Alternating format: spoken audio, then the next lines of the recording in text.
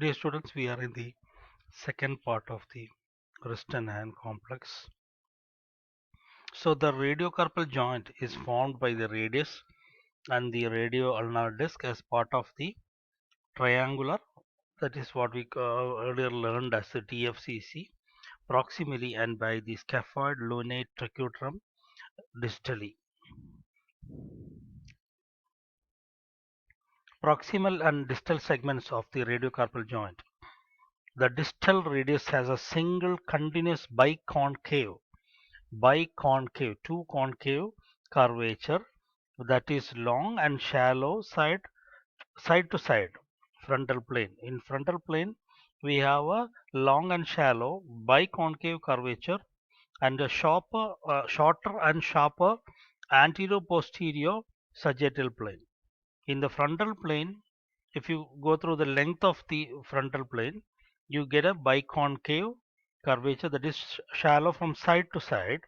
And if you go through sagittal plane, that is to the breadth of the bone, you get a shorter and sharper anterior posterior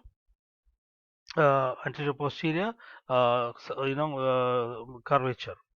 The proximal joint surface is composed of the proximal joint surface of the radiocarpal joint consists of the lateral radial facet, which articulates with the scaphoid, because you already know that the scaphoid is the first carpal bone placed on the lateral side.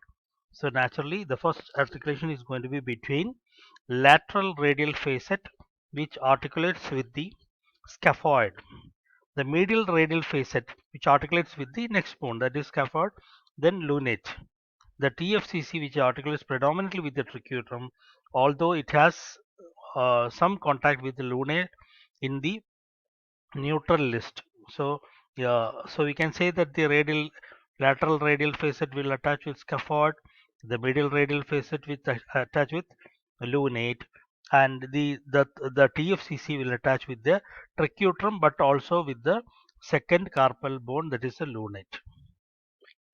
The radio-ulnar disc, a component of the TFCC, also that is a triangular fibrocartilaginous complex, also serves as part of the distal radio-ulnar joint. So now if you go through, the radius is attaching with the lateral facet is going to attach with the scaphoid. The middle facet is going to attach with the lunate. The TFCC is going to attach with the tricutum, and also some contact with the lunate during normal rest position. And the radio ulnar disc, a component of the TFCC, also serves as part of the distal radio ulnar joint. When we are talking about the radio ulnar joint, we have to uh, understand this thing, that is the inclination of the radius. Well, I have already described to you regarding the biconcavity in the frontal plane, and in the shorter and smaller this thing in the curvature in the sagittal plane. So now here, my students, when you look here, you can see the radius here. This is the radius. This bone is the radius. Now you can see this is the lateral part and this is the medial part. And if you take the medial end and the lateral end, there if you draw a straight line from the lateral end to the medial end and then draw a horizontal line, you can get 23 degrees of inclination inclined towards the middle side. It is it is coming downward towards the middle side and inclined upward towards the lateral side. So we get a 23 degrees of angulation in the from one end of the to the other end of the distal radius. So the length, if you measure, is coming almost 12 millimeter. The degree of the inclination is almost 23 degrees of inclination. So we can say that in the same way, if you are looking this, we are looking it in the anterior posterior view, that is a frontal plane view we are looking. When you are looking at it in a sagittal view, you can see again, I will just first finish this inclination of radius and then come to the inclination of radius in the sagittal view. The average inclination of the distal radius is 23 degrees. This inclination occurs because radial length height is 12 millimeter greater on the radial side. On the radial side, 12 millimeter increased height of the or length of the here, because we are seeing it vertically, we can see the height. Say height. It is actually the length which is increasing, and on the compared to that on the ulnar side, the radius is longer in on the radial side than on the ulnar side.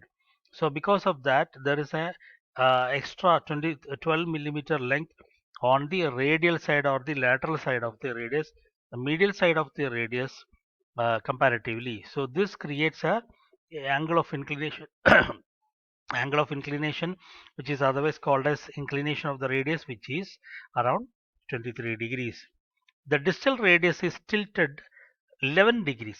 The distal radius is tilted 11 degrees volarly.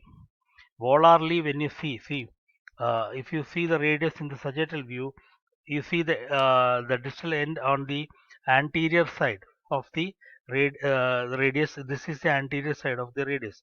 This is the posterior side. This is a volar side. This is a dorsal side. So if you see, this is the volar edge of radius, and this is the volar edge of radius.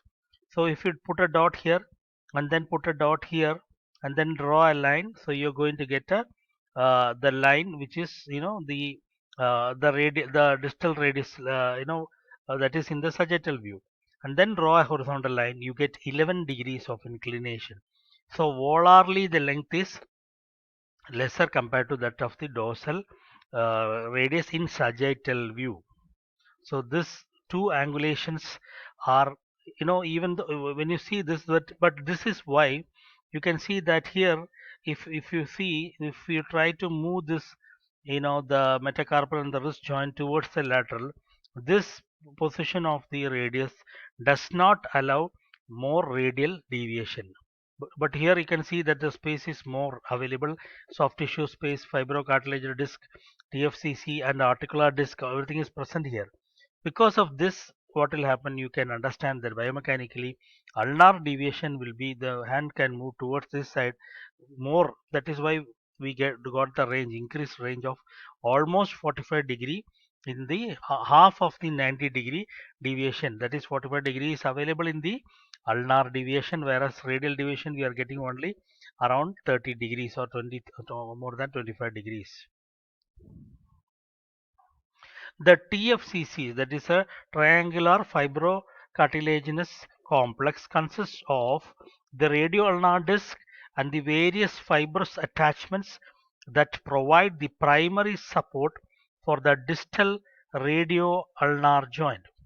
Although the attachments attributed to the triangular fibrocartilaginous complex vary somewhat, Muhyiddin, Janjua, Benjamin, and colleagues and Palmer provided descriptions that represent a reasonable consensus. So they came into a consensus. They all agreed that the articular disc is a fibrocartilaginous continuation of the articular cartilage of the distal radius. The earlier chapter we have studied about the fibrocartilaginous complex. Now here in this chapter we are further going on saying, because of all these scientists who are agreed to the fact that the articular disc is a fibrocartilage continuation. The articular disc which is present in the radiocarpal joint is actually a continuation of the TFCC. So we can say that these are all part of a single unit. The disc is connected medially via two dense fibrous connective tissue laminae. The upper laminae include the dorsal and volar radioulnar ligaments.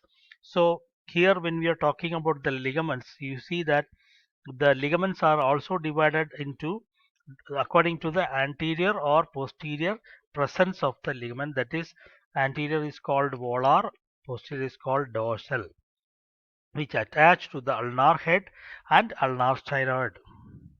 The lower lamina has connections to the sheath of extensor carpi ulnaris tendon and to the tecutum hamate and the base of the fifth metacarpal through fibers from the ulnar collateral ligament.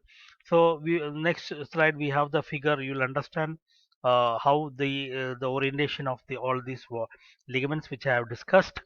The lower lamina, which I are talking about, has connection of the sheath. The extensor carpi ulnaris muscle tendon, which is passing through the medially through the structures of the wrist and then entering the hand, is actually covered by a sheath, which is actually also part of the ligament structure on the middle side. You can see, we can go through that in the figure.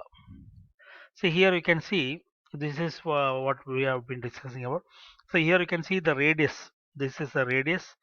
Here this is the radius, and this is the ulna. You can see the ulna here, and you can see the articular disc here, a large articular. That's why we don't talk much about the ulna carpal, because the ulna is actually attaching to the articular disc actually. So if we go, this is a tendon. See the tendon going through the on the middle side, which is covered by the sheath. You can see the sheath.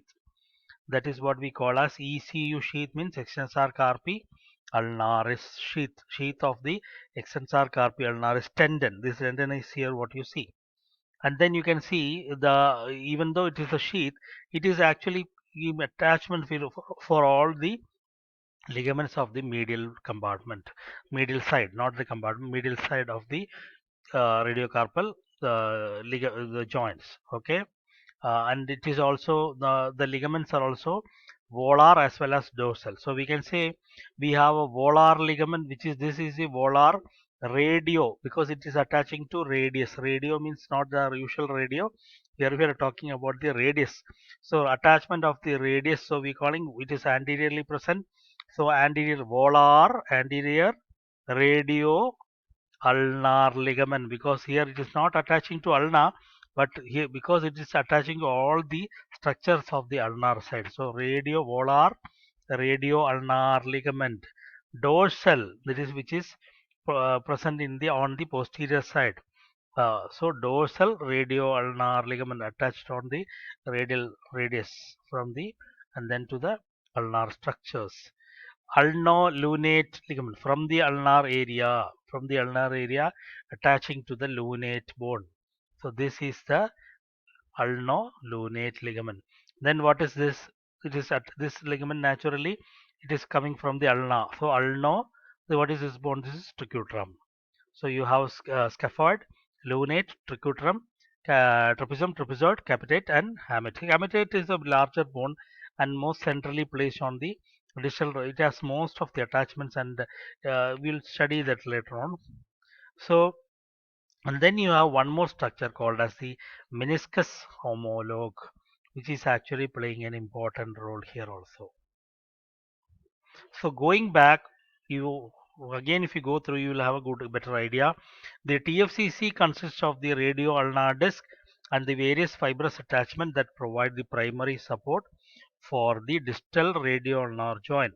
Although the attachments are attributed to the TFCC vary somewhat, so there may be variations, but still we consider that as a part of the TFCC as part of that is a part of the radio ulnar disc, the articular disc.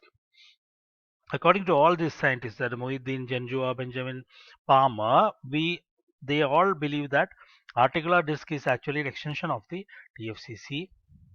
The disc is connected medially via two dense fibrous connective tissue laminae. The upper laminae includes the dorsal and volar. We have discussed that. The upper laminae is included by the dorsal and volar radio-ulnar ligament, which is attaching from the radia to the ulnar structures, which attach to the ulnar head and ulnar styloid process. So only here the radio-ulnar ligament has attachment to the ulnar head and the ulnar styloid process via ligaments. The lower lamina has connections to the sheath of the extensor carpi ulnaris tendon and to the tricutum and hamate, as we already seen, and the base of the fifth metacarpal, that is the ulnar, or what you call the medial metacarpal bone, through the fibers of ulnar collateral ligament. So that is what we are seeing.